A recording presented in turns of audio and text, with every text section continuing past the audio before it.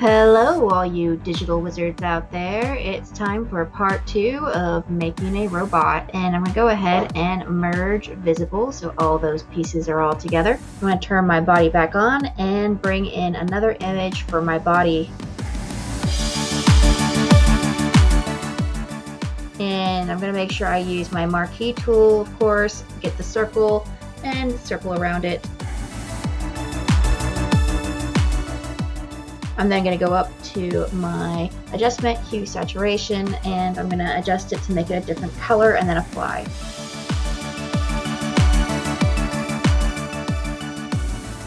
I'll go ahead and duplicate that second one over by going to the 3 dots in my layer and then going to duplicate.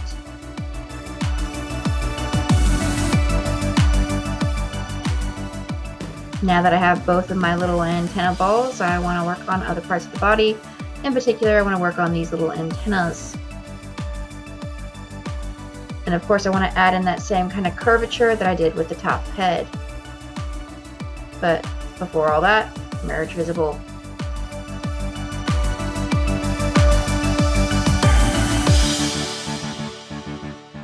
I went ahead and brought in another image for those antennas, and then I went to my layer and lowered my opacity or my transparency so I could kind of see what was going on.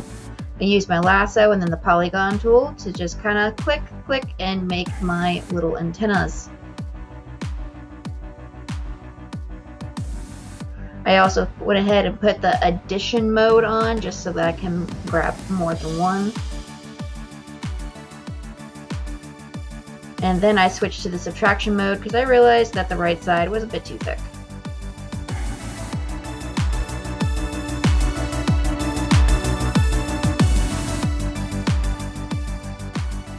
I went and turned my transparency back on. I went ahead and put my layer underneath and then went back to my marquee, but this time I added a little bit of feather and I used the rectangle. I went ahead and used that rectangle to start building up shadows by going to that adjustment and brightness contrast again and lowering the brightness. And just like we did with the head, I'm just going to start building up those shadows and highlights using that marquee tool and that adjustment brightness contrast over and over again until it looks nice and round. Remember, the lighter colors will be in the inside and the darker colors will be on the outside.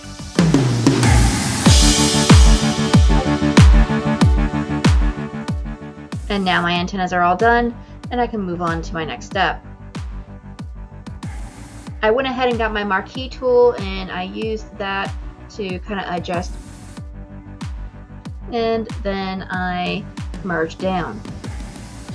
I just took a moment here to make a new empty layer so I can make some shadows for those antennas.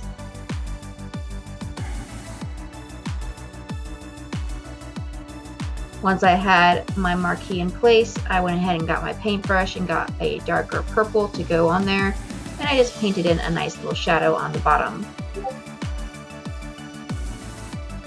I then went into my blend modes in my layers, 3 dots, and found the one that I liked best and lowered the transparency just a tad. Now that I had that, I could duplicate it over, and I just did that with a copy paste because I was a little bit lazy. I moved it into place and did this all over again for the second one.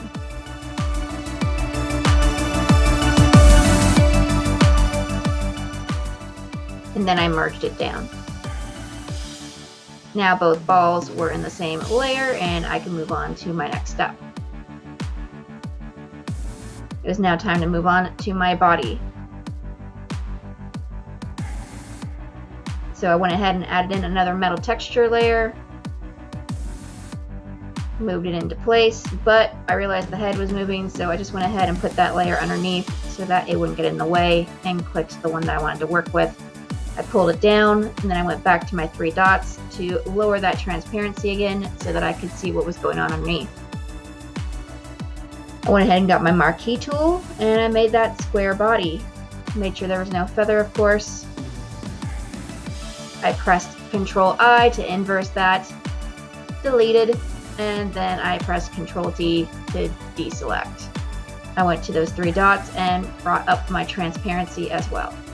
I duplicated that same square because I wanted to have a 3D square, and I went ahead and did a little bit of a transformation. I put this underneath. I then went to edit, free transform, to kind of scale that down a bit. Realized I was in the wrong layer, so I had to do it all over again.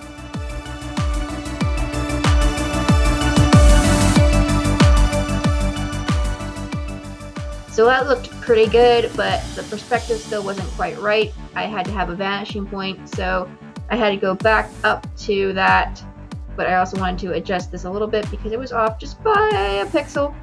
So to mess with that perspective, I went ahead and did a free distort and then grabbed the little blue dots on either side to kind of bring it in and give it an angle and that vanishing point that I needed. When I was ready, I pressed enter. Now I had to add some shading to that bottom, so I went to adjustment, brightness, contrast, and I lowered that a bit more. Now that head, of course, is going to have some shadow playing on the top, so I went and got my marquee, added a little bit of feather, and then went ahead and grabbed the top of that square, and you guessed it, another adjustment, brightness, contrast, and just darkened it up a bit so that it looked like it was playing a shadow on there. I merged all my layers together except for my layout, and then I brought in a new image for this screw. I free transformed it until I got it just where I wanted it, and then I used my magic wand to get rid of the white. I pressed Ctrl D to deselect, and then went in lastly with an eraser just to get rid of any last remaining white pieces.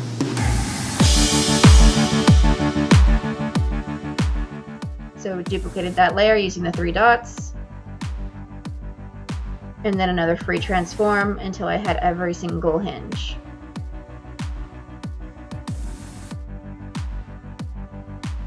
I merged all those hinges and head together, and then brought in yet another metal texture. This one I was going to use for my arms and legs. I actually went to adjustment, hue, saturation, and then I hit the colorize button to get this kind of green tone that I wanted to use for the arms and legs. I lowered my transparency again just so I could see what was going on. And then I went to my bottom layer and used my magic wand to grab these arm pieces. So after clicking the first one, I knew I had to click the addition mode on the top, and I just went ahead and grabbed all the pieces. I then switched to my lasso, made sure the addition mode was still on, and then grabbed the little in-between pieces on the knees and the elbows.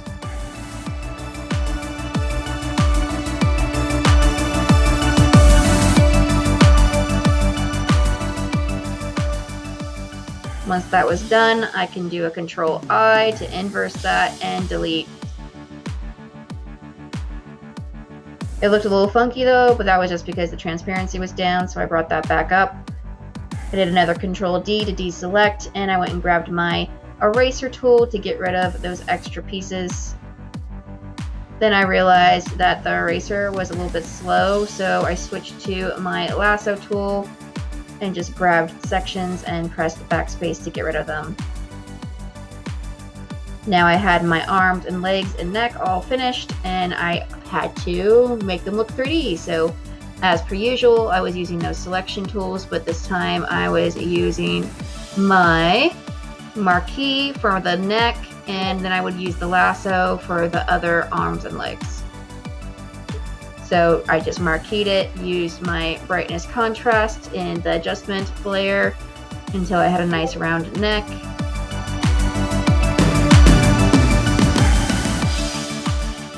And then I did that same sort of thing with my legs, only I used the lasso and the Bezier to get the nice round edges and the addition mode so I can grab more than one thing. And then moved on to the screws and did the same thing, giving them some shadow just under the screw so they look nice and round. Once I was done with that, I knew I had to add in another image layer for his shoes. So I went ahead and got that, used my magic wand to get the white outside of the shoe. I did have to kind of adjust my tolerance level because it actually grabbed too much of the shoe, so I did that. By lowering my tolerance, I knew that I would grab less of the shoe and more of the white, so that's what I did. And then I used backspace to get rid of that extra bit, and then went on to use another selection tool, the Marquee, just to clean it up a bit more.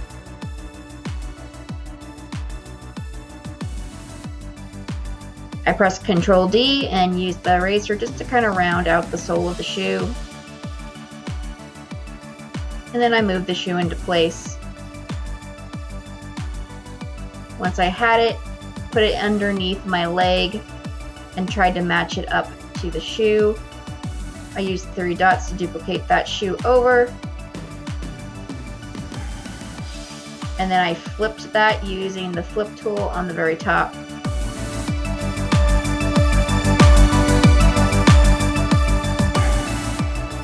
Once I had my shoes, I wanted to move on to my hands. I actually found these really cool metal clamps to put in, so I went ahead and added another layer. I brought in my nice metal clamp that I had found. I went to the magical wand tool and clicked the white to get rid of it, and then pressed backspace and then Ctrl D to deselect. After I finished that, I went to edit, free transform, and I scaled it and rotated it until it fit my hand. I zoomed in just so I can make sure I matched it up to the bolt.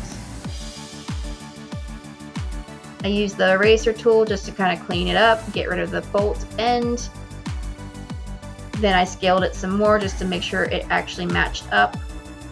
And then I did one last eraser just to kind of clean it up just a little bit more, and that looked really good. So I went ahead and duplicated that and did the whole thing over again with another edit, free transform.